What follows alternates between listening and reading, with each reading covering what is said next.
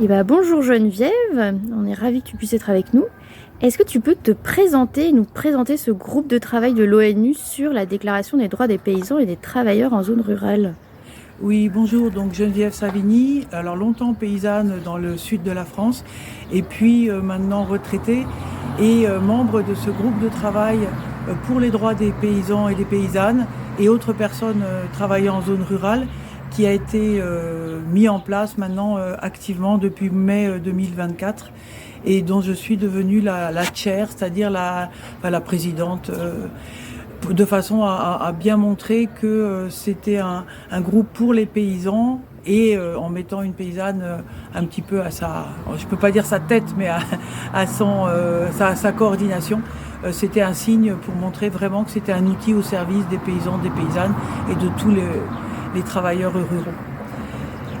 Alors le groupe de travail, ce sont 5 personnes, donc originaires des 5 grandes régions du monde selon l'ONU, et qui vont avoir pour mission de mettre en œuvre cette déclaration des droits des paysans et autres personnes travaillant en zone rurale, qui a été adoptée par l'Assemblée générale des Nations unies en 2018.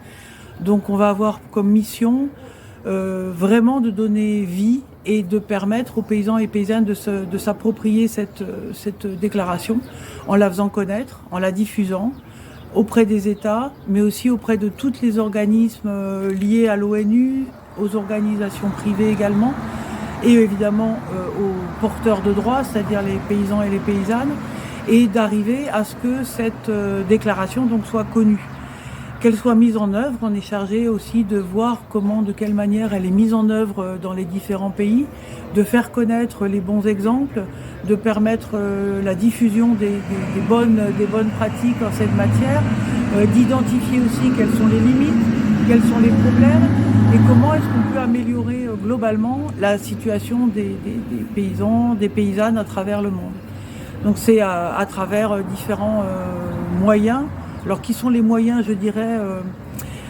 attribués aux procédures spéciales, puisqu'il y a un peu des règles du jeu avec ces procédures spéciales codifiées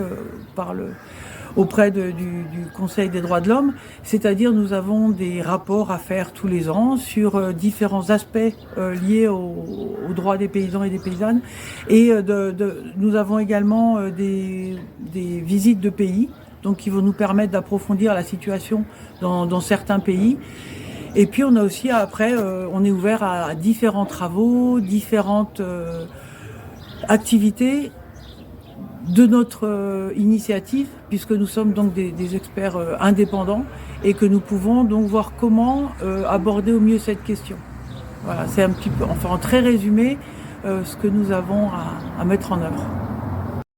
Alors notre groupe de travail dispose déjà d'une page sur le site du commissariat aux droits de l'homme, donc avec une page dédiée sur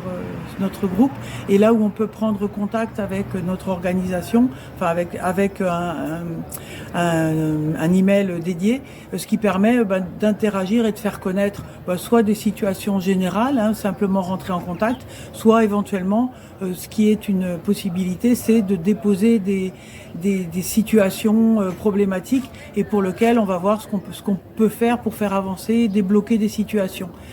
Donc ça, c'est une première façon pour interagir. Pour l'instant, ensuite, nous allons maintenant bientôt lancer un peu des consultations auprès des États et puis auprès de toutes les personnes concernées, de façon à voir aussi avec elles comment, quelles sont les priorités, quelles sont ce qui apparaît un petit peu le plus important dans la situation des paysannes, des paysans, qu'est-ce qui bloque le plus, comment on peut s'adresser aux problèmes de terre, d'accaparement de terre, les problèmes de droit aux semences, les problèmes aussi de représentation des plus petits producteurs dans les politiques publiques, etc. Enfin, il y a toute une gamme de droits qui sont compris dans la déclaration qui est très vaste. Et on va voir par rapport à toutes les personnes concernées quelles sont les priorités et comment on peut au mieux mettre en place un programme de travail dans les 6 années que va durer notre mandat. En fait, 2 fois 3 ans, voilà, on va s'y mettre avec un programme de travail.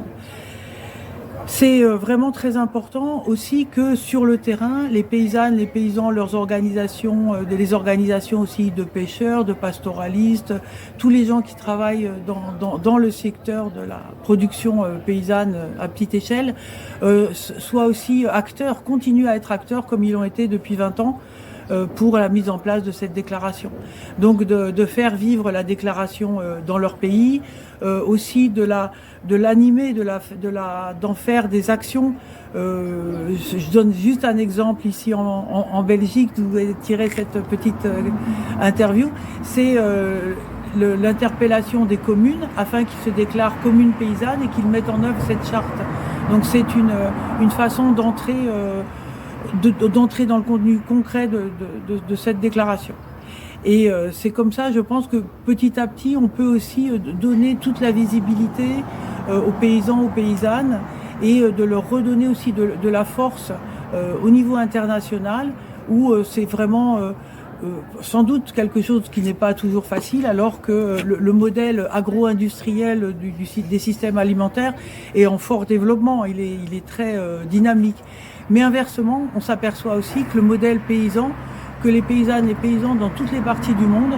sont capables de résistance, sont capables d'innovation, sont capables d'inventer des nouveaux modes de vie, de production, de développer l'agroécologie sur le terrain et d'avoir une action positive envers tous les défis environnementaux qui sont ceux auxquels nous faisons face actuellement.